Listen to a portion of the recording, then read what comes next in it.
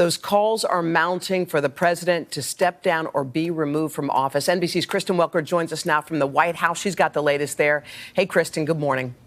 Hey, Hoda, good morning to you. That's right. Some of those calls coming from some of the president's current and former officials. Look, we cannot overstate this. This is a White House in chaos. Peter just mentioned it. Multiple officials resigning overnight after President Trump failed to deliver a full-throated condemnation of the violence yesterday as it was unfolding. Instead, he sent out 2 tweets and a short video in which he did call for peace, but he also reiterated those false claims of voter fraud. So Twitter, Facebook, Instagram temporarily banned his account over those false claims. And let's just remind our viewers one more time what yesterday looked like as a mob stormed the U.S. Capitol. It all started Wednesday morning. That's when a crowd of thousands gathered here in the nation's capital. They were largely peaceful, Hoda, at the start. The president did address the crowd at around noon and said he would never concede. He urged his supporters, Peter just mentioned this, to walk to the Capitol, which is exactly what they did.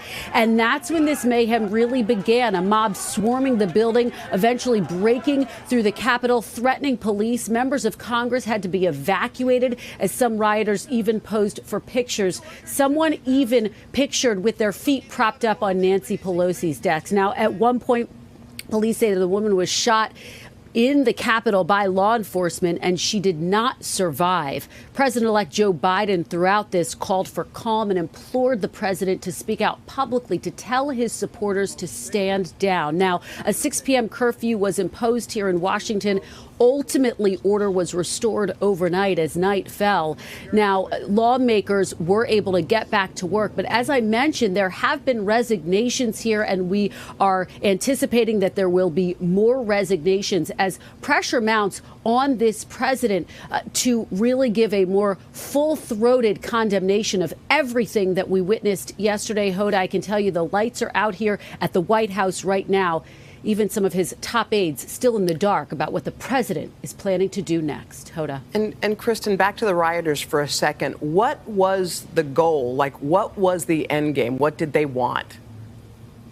Well, I think they were airing their grievances about what they had heard from President Trump himself, these false claims that there had been widespread voter fraud. And so they were energized by their own accounts by wanting to relitigate this election. But Hoda, remember what we saw yesterday in the halls of Congress, this remarkable and stunning break with President Trump from some of his top 2 supporters. The vice president making it very clear he planned to carry out his constitutional duties to read the vote count. He was not going to try to block this count, as the president had implored him to do. And also the Senate Majority Leader Mitch McConnell saying there was no evidence of widespread fraud. Hoda? And Lindsey Graham was pretty full-throated on that, too. All right, Kristen Welker, thank you.